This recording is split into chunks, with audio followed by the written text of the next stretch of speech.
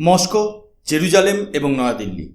বিশ্ব রাজনীতির এই তিন প্রধান কেন্দ্র থেকে আসা তিনটি পৃথক বার্তা পুরো বিশ্বের জিওপলিটিক্সের সমীকরণকে এক লহমায় ওলটপালট করে দিয়েছে। একপাশে রাশিয়ার প্রেসিডেন্ট ভ্লাদিমির পুতিন, অন্যদিকে ইসরায়েলের প্রধানমন্ত্রী বেঞ্জামিন নেতানিয়াহু, আর ভারতের মাটিতে দাঁড়িয়ে national security advisor Ajit Doval. এই তিন শীর্ষ নেতৃত্বের সাম্প্রতিক কৌশলগত অবস্থান কি কেবলই একটা কাকতালীয় আন্তর্জাতিক ঘটনা, নাকি আন্তর্জাতিক কূটনীতির পর্দার আড়ালে দক্ষিণ এশিয়ার ভূ রাজনীতি পুনর্নির্ধারণের এক মহা পরিকল্পনা তৈরি হচ্ছে? নমস্কার, আমি সুশোভন। আপনারা দেখছেন আপনাদের প্রিয় চ্যানেল অদ্ভুত অথচ বাস্তব। আজ আমরা কোনো মন গড়া জল্পনা বা আন্তর্জাতিক মিডিয়ার সাজানো গল্প নিয়ে কথা বলবো না। আজ আমরা কথা বলবো নিটোল বাস্তব, আন্তর্জাতিক শক্তির অঙ্ক এবং ভারতের জাতীয় নিরাপত্তার মূল ভিত্তি নিয়ে, যা তথাকথিত মূলধারার মিডিয়া আপনার সামনে খোলামেলাভাবে তুলে ধরতে দ্বিধা করে। আজকের এই বিশেষ বিশ্লেষণে আমরা দেখব কিভাবে পৃথিবীর তিন প্রধান শক্তি একসাথে এমন এক বার্তা দিচ্ছে যা সরাসরি সীমান্ত পেরিয়ে ইসলামাবাদ এবং বেজিংয়ের ঘুম হারাম করে দেওয়ার জন্য যথেষ্ট।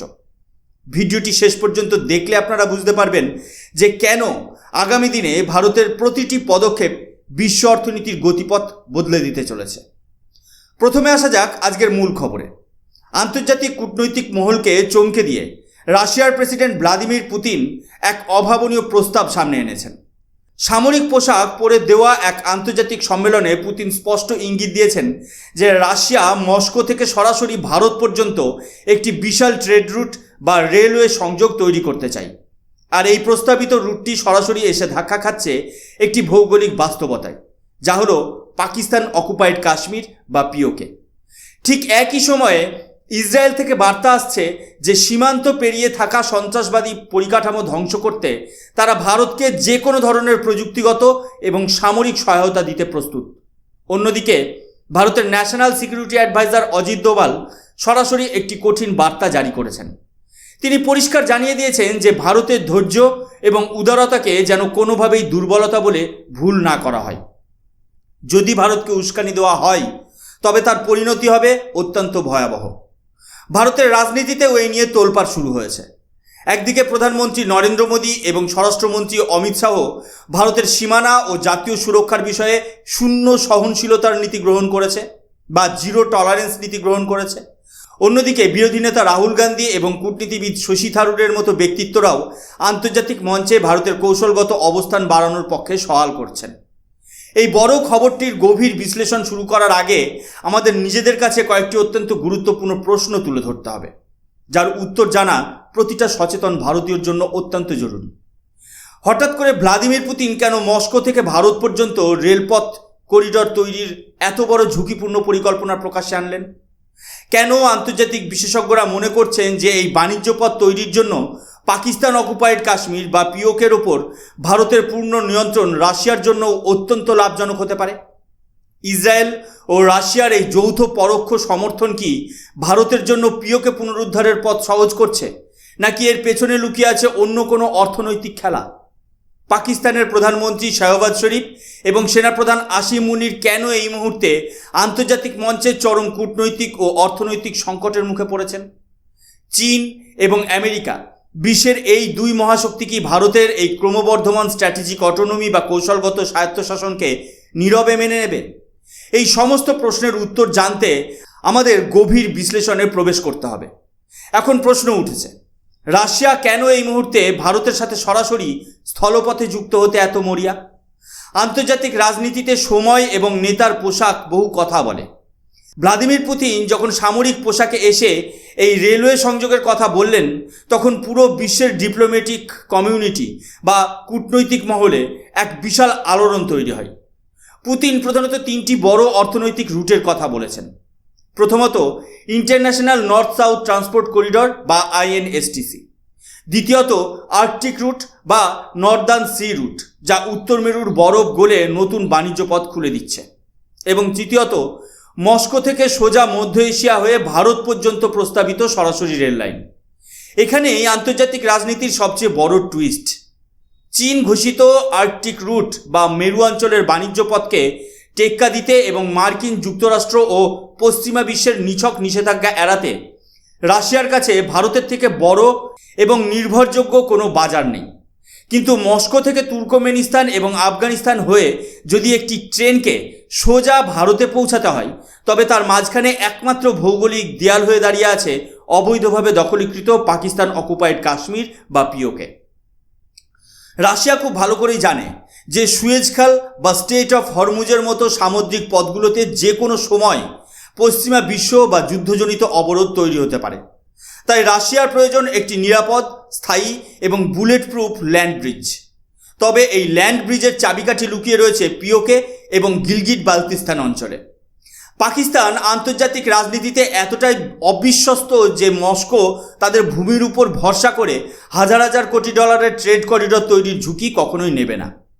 এমনকি ভারতের অভ্যন্তরীণ রাজনীতিতে বিরোধী কংগ্রেস নেতা শশী থারুর সম্প্রতি মোদী সরকারকে পরামর্শ দিয়েছেন যে আর্কটিক কাউন্সিলে ভারতের কূটনৈতিক উপস্থিতি আরও শক্তিশালী করা দরকার।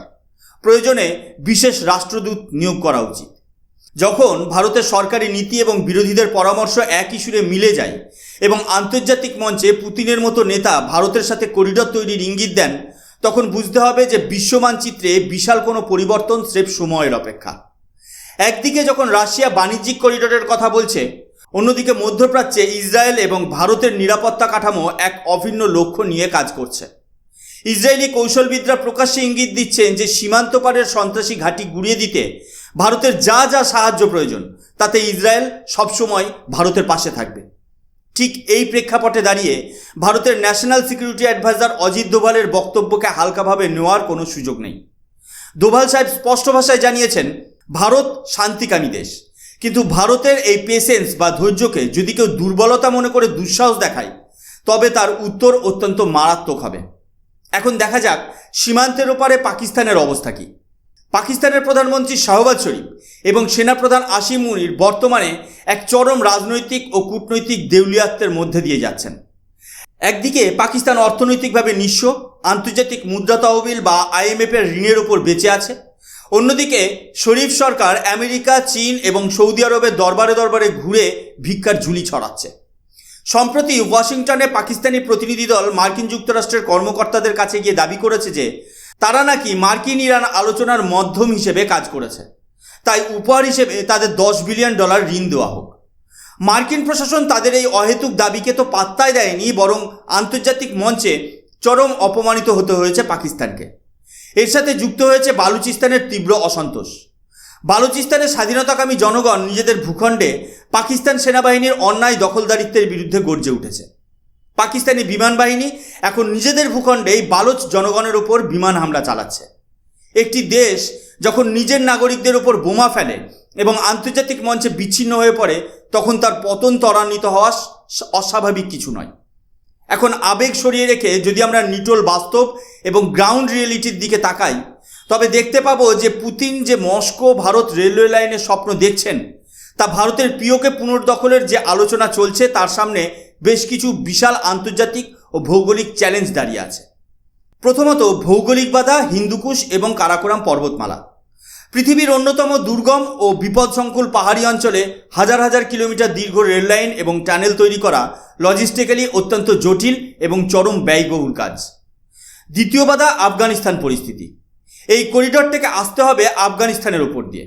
বর্তমানে আফগানিস্তানে তালেবান সরকার ক্ষমতায় রয়েছে। তালেবান শাসনের অধীনে আন্তর্জাতিক বাণিজ্যিক মালবাহী ট্রেন সুরক্ষিত রাখা এবং রাজনৈতিক স্থায়িত্ব বজায় রাখা চরম অনিশ্চয়তার বিষয়। তৃতীয়ত এবং সবচেয়ে বড় বাধা চায়না ফ্যাক্টর ও CPEC। আমরা ভুলে গেলে চলবে না যে গিলগিট বালতিস্তান এবং পিওকের মধ্যে দিয়ে গেছে চীনের বহু বিলিয়ন ডলারের ড্রিম প্রজেক্ট CPEC। এই করিডরের মাধ্যমে চীন সরাসরি সিনজিয়াং প্রদেশের সাথে পাকিস্তানের গোয়াদর বন্দরকে যুক্ত করেছে। চীনের প্রেসিডেন্ট শি জিনপিং কখনোই চাইবেন না যে ভারতের নিয়ন্ত্রণে পিওকে চলে যাক বা সেখানে রাশিয়ার কোনো একচেটিয়া বাণিজ্যিক রুট তৈরি হোক।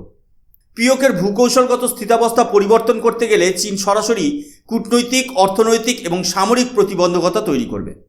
চতুর্থ বাধা নিউক্লিয়ার ডিটারেন্স বা পারমাণবিক ঝুঁকি। পাকিস্তান একটি পারমাণবিক অস্ত্রধারী দেশ। আবেগ দিয়ে রাজনীতি বা যুদ্ধ হয় না। যে কোনো ধরনের পূর্ণাঙ্গ সামরিক অভিযান শুরু করলে পারমাণবিক উত্তেজনার চরম ঝুঁকি তৈরি হয়, যা কেবল দক্ষিণ এশিয়া নয়, পুরো বিশ্বের স্থিতিশীলতাকে বিপন্ন করতে পারে। তাই ভারত সরকার অত্যন্ত হিসেব নিকাশ করে প্রতিটি পদক্ষেপ ফেলে। তাহলে এই কঠিন বাস্তবতায় ভারতের আসল পথ কোনটি? রাশিয়া, ভারত এবং মধ্য এশিয়ার সাথে বাণিজ্যের সংযোগ কি তবে অসম্ভব? একেবারেই নয়। ভারতের কাছে ইতিমধ্যেই একটি অত্যন্ত সফল ও বাস্তবসম্মত বিকল্প পথ রয়েছে, আর তা হলো ইরানের চাবাহার পোর্ট এবং international north south transport corridor বা INSTC। ভারত আফগানিস্তান বা পিওকের বিপদসংকুল স্থলপথের ওপর নির্ভর না করে সমুদ্রপথে সরাসরি ইরানের চাবাহার বন্দরে পৌঁছাবে। সেখান থেকে রেলপথে কাস্পিয়ান সাগর হয়ে রাশিয়ার আস্ট্রোখান পর্যন্ত এবং মস্কো পর্যন্ত পণ্য পাঠানো অনেক বেশি নিরাপদ, বাস্তবসম্মত এবং কার্যকর। ভারত সরকার ইতিমধ্যেই ইরানের চাবাহার বন্দর পরিচালনার 10 বছরের দীর্ঘমেয়াদী চুক্তি স্বাক্ষর করেছে, যা চীনের গোয়াদর পোর্টকে সরাসরি কাউন্টার করছে। এখানে আরও একটি বড় আন্তর্জাতিক প্রশ্ন আসে, মার্কিন নিষেধাজ্ঞা বা US স্যাংশন। রাশিয়া ও ইরানের উপর আমেরিকার কঠোর অর্থনৈতিক নিষেধাজ্ঞা রয়েছে। ভারতের মতো উদীয়মান অর্থনীতি কিভাবে এই নিষেধাজ্ঞা এড়িয়ে বাণিজ্য চালাবে? এখানেই কাজ করছে ভারতের স্ট্র্যাটেজিক অটোনমি বা কৌশলগত স্বায়ত্তশাসন নীতি। প্রধানমন্ত্রী নরেন্দ্র মোদীর নেতৃত্বে ভারত সরকার অত্যন্ত স্পষ্ট বার্তা দিয়েছে, ভারতের পররাষ্ট্রনীতি অন্য কোনো তৃতীয় দেশের ইচ্ছায় পরিচালিত হবে না। ভারত যেমন আমেরিকার সাথে কোয়াড জোটে প্রতিরক্ষা সহযোগিতা বাড়াচ্ছে, ঠিক তেমনই নিজের জাতীয় স্বার্থে রাশিয়ার কাছ থেকে সস্তায় অপরিশোধিত তেল কিনছে এবং ইরানের চাবাহার বন্দর বিকাশ করছে। ভারত কোনো একটি নির্দিষ্ট ব্লকের অংশ না হয়েও নিজের জাতীয় স্বার্থকে সর্বাগ্রে রাখছে। সংক্ষেপে বলতে গেলে বিশ্ব রাজনীতি আজ এক অভূতপূর্ব মোড়ে এসে দাঁড়িয়েছে। ভ্লাদিমির পুতিনের করিডোর প্রস্তাব, বেঞ্জামিন নেতানিয়াহুর কৌশলগত সমর্থন এবং অজিত দোভালের কঠোর জাতীয় নিরাপত্তা বার্তা, সব কিছু মিলে এটা পরিষ্কার যে ভারতকে আর বিশ্ব রাজনীতির নীরব দর্শক হিসেবে রাখা যাবে না। ভারত আজ সিদ্ধান্ত নির্ধারক, গ্লোবাল পাওয়ার। তবে আবেগে ভেসে গিয়ে পিওকে উদ্ধার বা মস্কো পর্যন্ত কালকেই ট্রেন লাইন চালিয়ে দেওয়ার মতো সিদ্ধান্ত বিশ্ব রাজনীতিতে হয় না। ভারত সরকার তার নিজস্ব সময়, সামর্থ্য এবং আন্তর্জাতিক পরিবেশের উপর ভিত্তি করেই সিদ্ধান্ত নেবে। পাকিস্তানের রাজনৈতিক দেউলিয়াত্ব, বালুচিস্তানের মুক্তি আন্দোলন এবং ভারতের ক্রমবর্ধমান অর্থনৈতিক শক্তি, এই তিনের সংমিশ্রণে ভূ রাজনীতির যে নতুন ইতিহাস লেখা হচ্ছে, সেখানে ভারতই থাকবে প্রধান চালিকা শক্তি। পিওকে ভারতের অবিচ্ছেদ্য অংশ ছিল, আছে এবং থাকবে, কিন্তু তা কিভাবে এবং কখন ভারতের মূল ভূখণ্ডের সাথে প্রশাসনিকভাবে যুক্ত হবে তা ঠিক করবে নয়াদিল্লির সঠিক নেতৃত্ব এবং সঠিক সময়। আজকের এই বিশ্লেষণ আপনার কেমন লাগলো? কমেন্ট বক্সে অবশ্যই জানান। আপনি কি মনে করেন, ভারতের এই কৌশলগত নীতি আন্তর্জাতিক মঞ্চে ভারতকে বিশ্বগুরু হিসেবে প্রতিষ্ঠিত করতে পারবে? আপনার মতামত অত্যন্ত গুরুত্বপূর্ণ। ভিডিওটি ভালো লাগলে লাইক করুন এবং বন্ধুদের সাথে শেয়ার করুন। আর আপনি যদি আমাদের চ্যানেলে আজকে প্রথম হয়ে থাকেন, তবে অবশ্যই আমাদের চ্যানেল অদ্ভুত অথচ বাস্তবকে সাবস্ক্রাইব করতে একদম ভুলবেন না। আমি সুশোভন, আজকের মতো এখানেই শেষ করছি। দেখা হবে পরবর্তী ভূ রাজনৈতিক বিশ্লেষণের নতুন পর্বে। ততক্ষণ পর্যন্ত ভালো থাকবেন, সুস্থ থাকবেন। জয় হিন্দ, বন্দে মাতরম, ভারত মাতা কি জয়।